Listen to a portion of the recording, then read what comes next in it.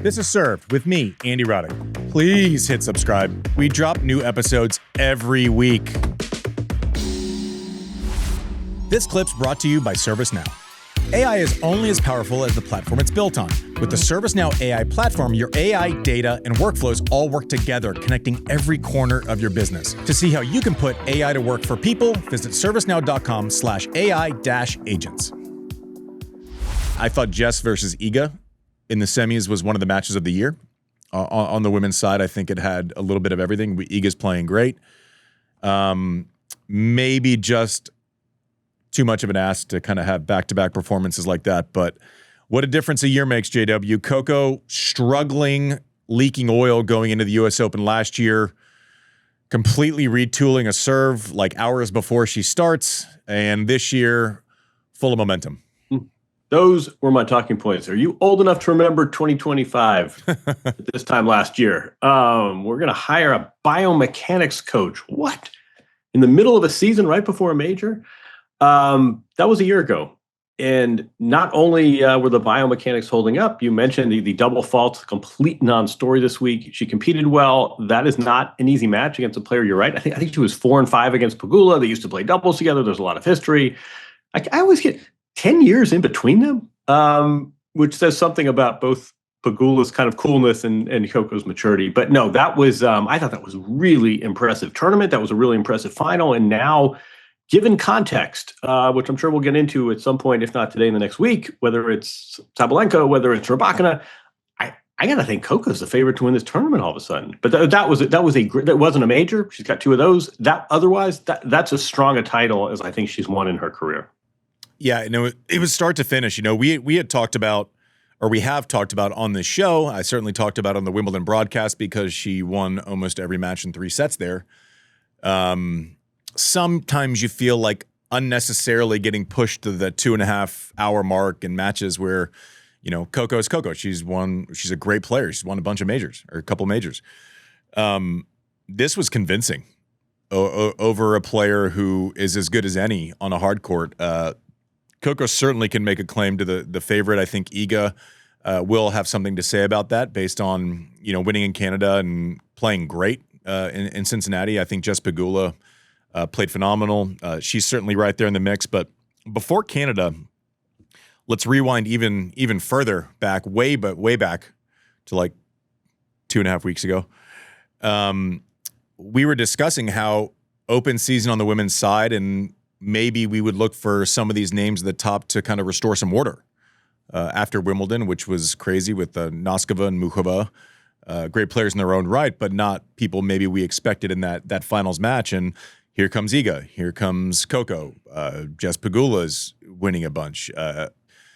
Rybakina put up a great result in Canada. We hope that she'll be okay for the U.S. Open, but has started playing better, right? Made finals, was in the quarters against Iga.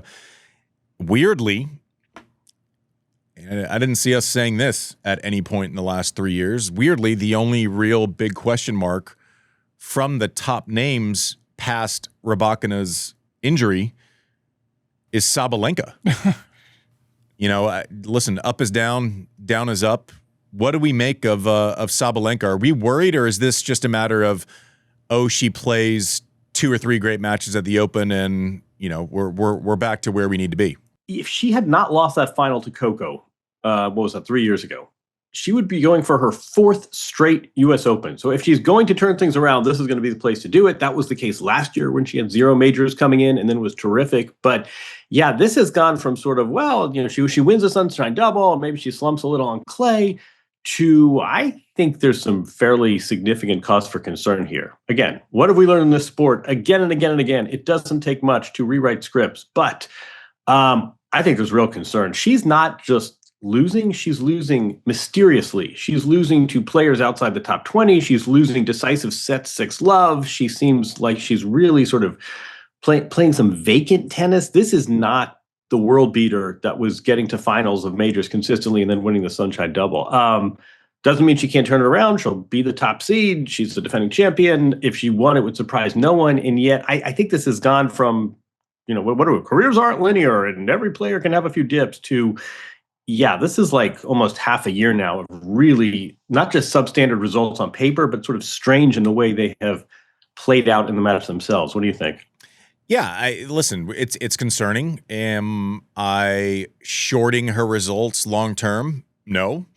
Is she searching for confidence? Absolutely. I don't think that we would probably hear much different. We have our coach Anton Dubroff on the Q&A show this week on Thursday, so there's no way around asking him about results and if anything's different and how do they prepare going into this year's U.S. Open short on matches versus when she's flush with confidence, like most tournaments over the last 3 years. So, nothing would be surprising here. If she gets upset early and continues this bad run, it would be an upset, but it's not as if the story she's telling with her tennis going in, dictates the conversation where that's not possible.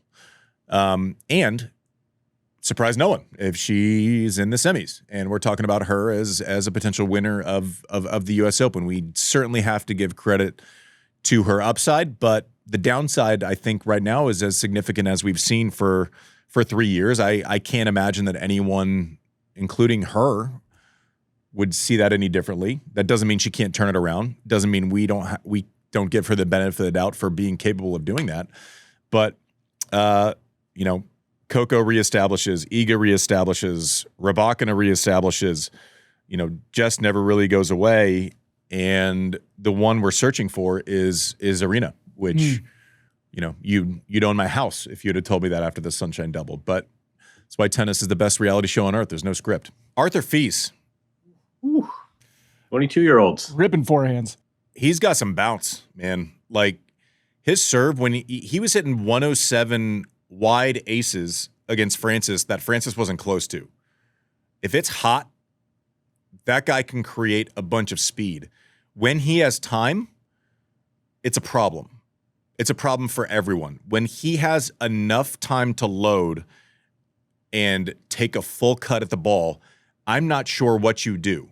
I think you have to avoid that. I mean, we've seen Sinner have success. You have to be able to take away his time to that forehand side. It's a tale of two forehands. When he has time and he's set, it's an absolute problem for Earth. So when he's on serve and he's able to do what you said, push it out wide, and then he's getting you off balance. It doesn't even matter. Push it out wide, hit the kick. His serve is really good.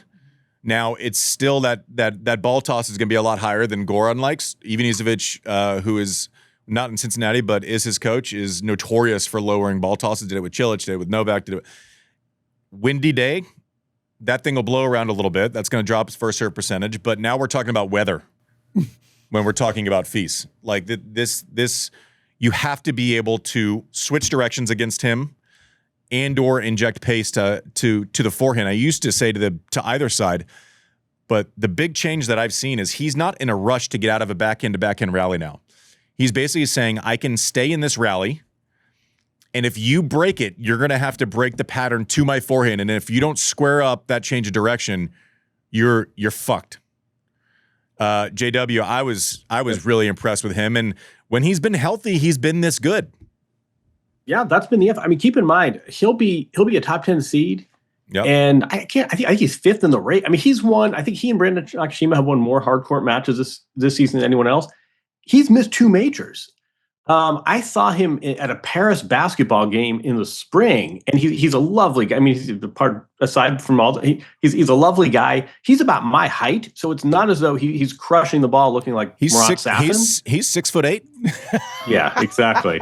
He's 6 specimen. I go 6'6". And this was in the spring, and he was not necessarily optimistic about his health being full, but I think he took it pretty slow and cautiously. Missed Roland Garros, which says something for a French player, and he has been terrific since. Those forehand to forehand rallies with Francis, it almost looked unfair for a while. A strange match. I think we should point out. Francis wins the second set 6-1, and then next thing you know, he's flat on his back and he doesn't win another game. I don't think.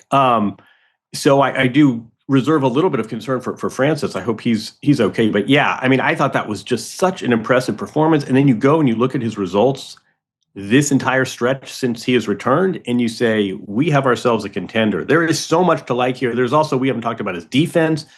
What was it, 11 aces yesterday? I mean, this was just such a solid tournament. And to cap it off like that, a star has emerged. Biggest title of his career. And if you want a player to back, we should also say, Cincinnati tends to have pretty good value in terms of predicting the Open. Yes. Sometimes we have these tournaments before majors and you can't really read too much into it.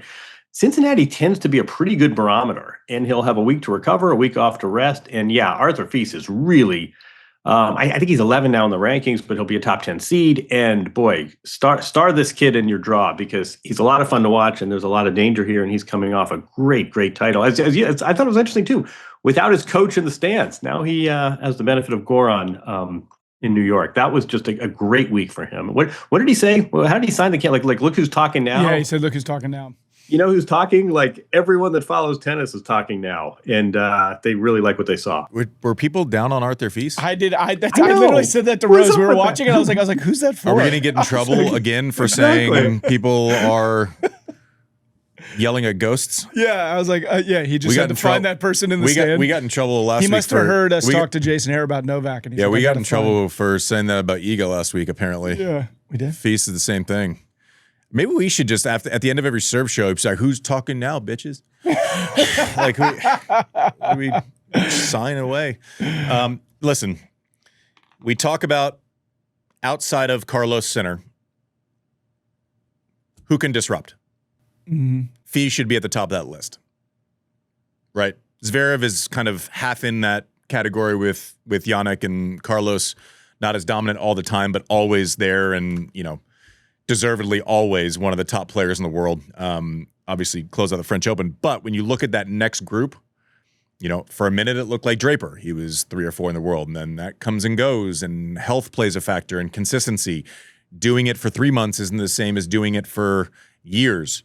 Fils is an absolute, like, you can't teach ball speed. You can't teach the bounce of his body, mm-hmm. right? It just comes off different. I was texting Courier. I'm like, the opening game, I saw him go 134 tee.